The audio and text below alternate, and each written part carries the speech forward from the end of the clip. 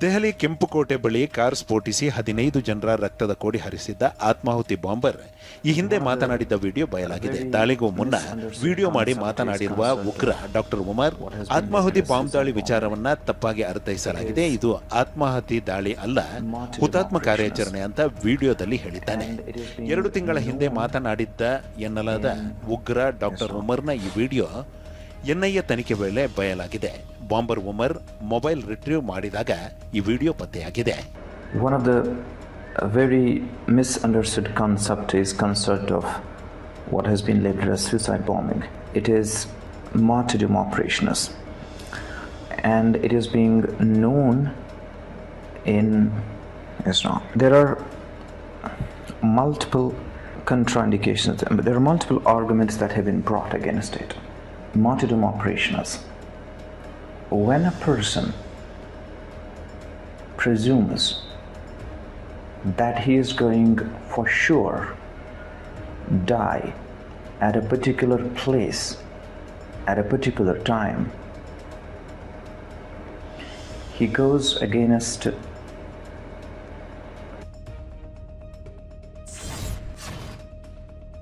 ಕೆಂಪುಕೋಟೆ ಬಳಿ 15 ಅಮಾಯಕರನ್ನ ಬಲಿ ಪಡೆದ ಕಾರು ಸ್ಫೋಟ ಕೃತ್ಯದ ರಾಕ್ಷಸರ ಮತ್ತಷ್ಟು ಸ್ಫೋಟಕ ಮಾಹಿತಿ ಬಯಲಾಗಿದೆ. ಸ್ಫೋಟಕ್ಕೆ ಸಿದ್ಧತೆ ಮಾಡಿಕೊಳ್ತಿದ್ದ ಉಗ್ರರ ತಂಡ ಭಯೋತ್ಪಾದಕ ಕೃತ್ಯಕ್ಕೆ ಕೋಡ್ ವರ್ಡ್ಗಳನ್ನು ಬಳಸುತ್ತಿದ್ದರು. ಬಿರಿಯಾನಿ, ದಾವತ್ ಅನ್ನೋ ರಹಸ್ಯ ಹೆಸರುಗಳ ಮೂಲಕ ಸ್ಫೋಟಕ್ಕೆ ಸಜ್ಜಾಗುವುದಕ್ಕೆ ಸಂಚು ರೂಪಿಸಿದ್ದು ತನಿಖೆಯಲ್ಲಿ ಪತ್ತೆಯಾಗಿದೆ. ಬಿರಿಯಾನಿ ರೆಡಿ ಹೇ ಅನ್ನೋ ಮೂಲಕ ಬಾಂಬ್ ಸಿದ್ಧವಾಗಿದೆ ಅಂತ ಸಂದೇಶವನ್ನ ತಮ್ಮ ತಂಡಕ್ಕೆ ನೀಡ್ತಾರೆ. ಬಳಿಕ ದಾವತ್ ಕೇಲಿಯೇ ತಯಾರ್ ಹೇ ಅನ್ನೋ ಮೂಲಕ ಭೋಜನಕ್ಕೆ ಸಿದ್ಧವಾಗಿರಿ ಅನ್ನೋ ಅರ್ಥದಲ್ಲಿ ಸ್ಫೋಟಕ್ಕೆ ಸಜ್ಜಾಗಲು ಸೂಚಿಸುತ್ತಿದ್ರು. ಇನ್ನು ದೇಶದಲ್ಲಿ ಹಮಾಸ್ ಭಯೋತ್ಪಾದಕರ ಮಾದರಿಯಲ್ಲಿ ದಾಳಿಗೆ ಉಗ್ರರು ಸಂಚು ರೂಪಿಸಿದ್ರು. ಡ್ರೋನ್ ಅಥವಾ ಚಿಕ್ಕ ರಾಕೆಟ್ ಮೂಲಕ ಸ್ಫೋಟಕ್ಕೆ ಸಜ್ಜಾಗಿದ್ರು ಅನ್ನೋದು ಬಯಲಾಗಿದೆ. ದೆಹಲಿಯ ಕೆಂಪುಕೋಟೆ ಬಳಿಯ ಕಾರು ಸ್ಫೋಟ ಉಗ್ರ ಕೃತ್ಯದ ಬೇರು ಪತ್ತೆ ಹಚ್ಚೋಕೆ ಮುಂದಾಗಿರೋ ಎನ್ಐಎ 25 ಸ್ಥಳಗಳಲ್ಲಿ ದಾಳಿ ನಡೆಸಿ ಜಾಲಾಡಿದೆ.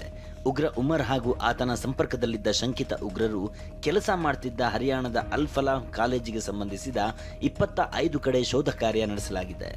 ಎನ್ಐಎ ದಾಳಿ ಬೆನ್ನಲ್ಲೇ ಅಲ್ಫಲಾ ವಿವಿಯ ಸಂಸ್ಥಾಪಕ ಜಾವೇದ್ ಸಿದ್ದಿಕಿಯನ್ನ ಇಡಿ ಅಧಿಕಾರಿಗಳು ಬಂಧಿಸಿದ್ದಾರೆ. ಅಲ್ಫಲಾ ವಿವಿಯ ಟ್ರಸ್ಟಿ ಬಳಿ 35 ಲಕ್ಷ ನಗದು ಪತ್ತೆಯಾಗಿದ್ದು, ಈ ಸಂಬಂಧ ಸಂಸ್ಥಾಪಕ ಜಾವೇದ್ ಸಿದ್ದಿಕಿಯನ್ನ ಬಂಧಿಸಲಾಗಿದೆ. ಪರಪ್ಪನ ಅಗ್ರಹಾರದಲ್ಲಿ ಕೈದಿಗಳಿಂದ ಮೊಬೈಲ್ ಬಳಕೆ ವಿಡಿಯೋ ವೈರಲ್ ಪ್ರಕರಣ ಹಿನ್ನೆಲೆಯಲ್ಲಿ ನಟ ಧನ್ವೀರ್ಗೆ ನೋಟಿಸ್ ಕೊಟ್ಟಿದ್ದ ಪೊಲೀಸರು ವಿಚಾರಣೆಗೆ ಕರೆಸಿದ್ರು. ಆದರೆ ವಿಚಾರಣೆ ವೇಳೆ ಧನ್ವೀರ್ ಹೊಸ ಮೊಬೈಲ್ ಕೊಟ್ಟು ಪೊಲೀಸರನ್ನ ಯಾಮಾರಿಸಿದ್ರ ಅನ್ನುವ ಶಂಕೆ ವ್ಯಕ್ತವಾಗಿದೆ. ನಟ ಧನ್ವೀರ್ ಪೊಲೀಸರಿಗೆ ಕೊಟ್ಟ ಮೊಬೈಲ್ ಪೂರ್ತಿ ಖಾಲಿಯಾಗಿದೆ. ಧನ್ವೀರ್ ಫೋನ್ನಲ್ಲಿದ್ದ ಡೇಟಾವನ್ನೆಲ್ಲ ಡಿಲೀಟ್ ಮಾಡಿದ್ರ ಅಥವಾ ಹೊಸ ಡಿವೈಸ್ ಕೊಟ್ಟು ಯಾಮಾರಿಸಿದ್ರ ಅನ್ನುವ ಅನುಮಾನ ವ್ಯಕ್ತವಾಗಿದೆ. ಎಫ್ಎಸ್ಎಲ್ ತಜ್ಞರ ಪರಿಶೀಲನೆ ವೇಳೆ ಧನ್ವೀರ್ ಕೊಟ್ಟ ಮೊಬೈಲ್ ಖಾಲಿಯಾಗಿರುವುದು ಬಯಲಾಗಿದೆ. ಇನ್ನು ಧನ್ವೀರ್ ಪೊಲೀಸರಿಗೆ ಯಾಮಾರಿಸಿರೋದು ನಿಜವಾದರೆ ಧನ್ವೀರ್ ವಿರುದ್ಧ ಸಾಕ್ಷಿ ನಾಶ ಕೇಸ್ ದಾಖಲಾಗುವ ಸಾಧ್ಯತೆ ಇದೆ. ಈ ವೇಳೆ ಧನ್ವೀರ್ ಬಂಧಿಸುವ ಅಧಿಕಾರ ಪೊಲೀಸರಿಗೆ ಇರುತ್ತೆ ಎನ್ನಲಾಗಿದೆ.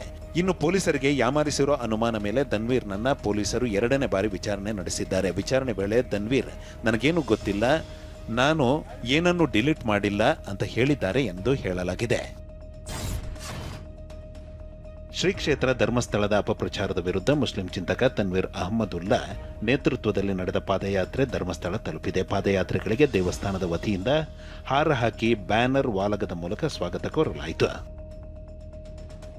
ಈ ವೇಳೆ ಮಾತನಾಡಿದ ತನ್ವೀರ್, ಧರ್ಮಸ್ಥಳ ಪ್ರೀತಿಯ ಪ್ರೇಮದ ದೇಗುಲ, ಇಲ್ಲಿ ಬಂದು ಅಪೇಕ್ಷೆ ಮೀರಿ ಖುಷಿಯಾಗಿದೆ. ಧರ್ಮಸ್ಥಳ ವಿರುದ್ಧ ಷಡ್ಯಂತರ ಮಾಡುವವರಿಗೆ ಡಿಸಿಎಂ ಡಿಕೆ ಶಿವಕುಮಾರ್ ಸೂಕ್ತ ಶಿಕ್ಷೆ ಕೊಡುತ್ತಾರೆ ಅನ್ನುವ ನಂಬಿಕೆ ಇದೆ ಎಂದಿದ್ದಾರೆ. ಈ 4-5 ಕಿಡಿಗೇಡಿಗಳ ಬಗ್ಗೆ ನಾನು ಏನು ಮಾತಾಡೋಕ್ಕೆ ನನಗೆ ಇಚ್ಛಾನೂ ಇಲ್ಲ.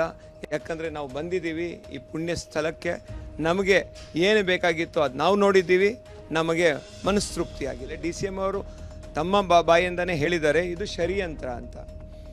ಅವ್ರಿಗೆ ಏನೇನು ಈ ಷಡ್ಯಂತ್ರದಲ್ಲಿ ಸುಮ್ಮನೆ ಯಾರ್ಯಾರು ಕಂಪ್ಲೇಂಟ್ ಮಾಡಿದ್ದಾರೆ ಅವ್ರನ್ನ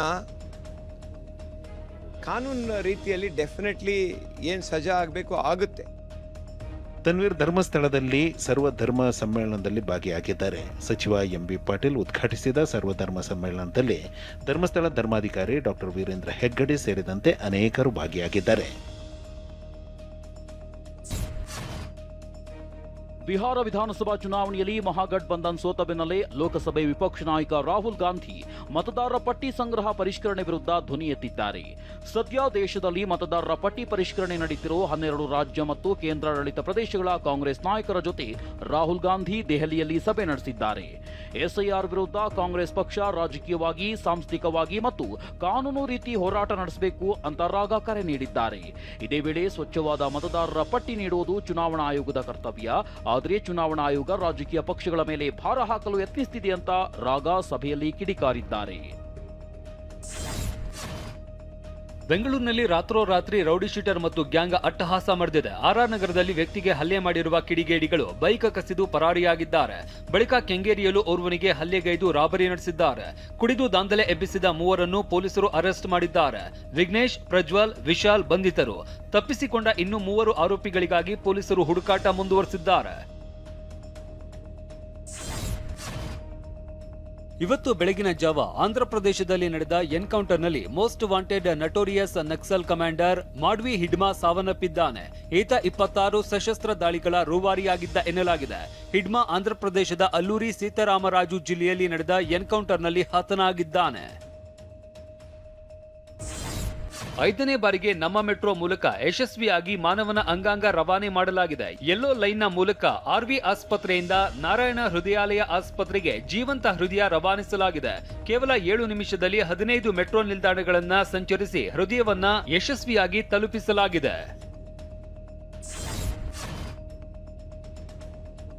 ಕೆಂಪೇಗೌಡ ಅಂತಾರಾಷ್ಟ್ರೀಯ ಏರ್ಪೋರ್ಟ್ನಲ್ಲಿ ಕಸ್ಟಮ್ಸ್ ಅಧಿಕಾರಿಗಳು ಭಾರೀ ಪ್ರಮಾಣದ ಗಾಂಜಾ ಜಪ್ತಿ ಮಾಡಿದ್ದಾರೆ. ಕಳೆದ 18 ದಿನಗಳಲ್ಲಿ ಬರೋಬ್ಬರಿ 14 ಕೋಟಿ ಮೌಲ್ಯದ ಗಾಂಜಾ ಸೀಸ್ ಮಾಡಲಾಗಿದೆ. ವಿದೇಶದಿಂದ ಅಕ್ರಮವಾಗಿ ಸಾಗಿಸುತ್ತಿದ್ದ ಹೈಡ್ರೋಫೋನಿಕ್ಸ್ ಗಾಂಜಾ, ಸಿಗರೇಟ್ ವಶಕ್ಕೆ ಪಡೆಯಲಾಗಿದೆ. ಕಬ್ಬು ಬೆಳೆಗಾರರು ಉಗ್ರ ಹೋರಾಟದ ಎಚ್ಚರಿಕೆ ನೀಡಿದ ಬೆನ್ನಲ್ಲೇ ಬಾಗಲಕೋಟೆ ಜಿಲ್ಲೆಯ ಬೀಳಗಿ ಶುಗರ್ಸ್ ಕಾರ್ಖಾನೆ ಪ್ರತಿ ಟನ್ ಕಬ್ಬಿಗೆ 3,300 ರೂಪಾಯಿ ಬೆಲೆ ಘೋಷಿಸಿದೆ. ಮಾಜಿ ಸಚಿವ SR ಪಾಟೀಲ್ ಒಡೆತನದ ಬೀಳಗಿ ಶುಗರ್ಸ್ ಟನ್ಗೆ 3,300 ಬೆಲೆ ಘೋಷಿಸಿರಲಿಲ್ಲ. ಹೀಗಾಗಿ ಕಾರ್ಖಾನೆಗಳ ವಿರುದ್ಧ ಹೋರಾಟ ನಡೆಸುವುದಾಗಿ ರೈತರು ಎಚ್ಚರಿಸಿದ್ದರು. ನವೆಂಬರ್ 22ರಂದು ಬೀಳಗಿ ಕ್ರಾಸ್ನಲ್ಲಿ 10,000 ರೈತರೊಂದಿಗೆ ರಸ್ತೆ ತಡೆದು ಬೃಹತ್ ಪ್ರತಿಭಟನೆ ನಡೆಸುವುದಾಗಿ ಎಚ್ಚರಿಕೆ ನೀಡಿದ್ದರು. ಇದೀಗ ಬೀಳಗಿ ಶುಗರ್ಸ್ ಕಾರ್ಖಾನೆ ಪ್ರತಿ ಟನ್ ಕಬ್ಬಿಗೆ 3,300 ಬೆಲೆ ಘೋಷಿಸಿದೆ. ಇಂಟರ್ನೆಟ್ ಮೂಲಸೌಕರ್ಯ ಕಂಪನಿಯಾದ ಕ್ಲೌಡ್ಫೇರ್ ಸರ್ವರ್ ಸಮಸ್ಯೆಯಿಂದಾಗಿ ಮಂಗಳವಾರ ಕೆಲವು ಡಿಜಿಟಲ್ ವೇದಿಕೆಗಳು ಜಾಗತಿಕ ಮಟ್ಟದಲ್ಲಿ ಇಂಟರ್ನೆಟ್ ಸೇವೆಯ ವ್ಯತ್ಯಯ ಅನುಭವಿಸಿದೆ. ಎಕ್ಸ್ ಜಾಲತಾಣ ಸೇರಿದಂತೆ AI ಚಾಟ್ಬಾಟ್ಗಳಾದ ಚಾಟ್ GPT, ಪರ್ಪ್ಲೆಕ್ಸಿಟಿ, ಗೂಗಲ್ ಕ್ಲೌಡ್ನಂತಹ ಪ್ರಮುಖ ಪ್ಲಾಟ್ಫಾರ್ಮ್ಗಳ ಇಂಟರ್ನೆಟ್ ಸೇವೆಯಲ್ಲೂ ವ್ಯತ್ಯಯವಾಗಿದೆ. ಜನಪ್ರಿಯ ಗೇಮಿಂಗ್ ವೆಬ್ಸೈಟ್ಗಳಾದ ಲೀಗ್ ಆಫ್ ಲೆಜೆಂಡ್ಸ್ ಮತ್ತು ಲ್ಯಾಲೋರೆಂಟ್ ಸಹ ಡೌನ್ ಆಗಿವೆ.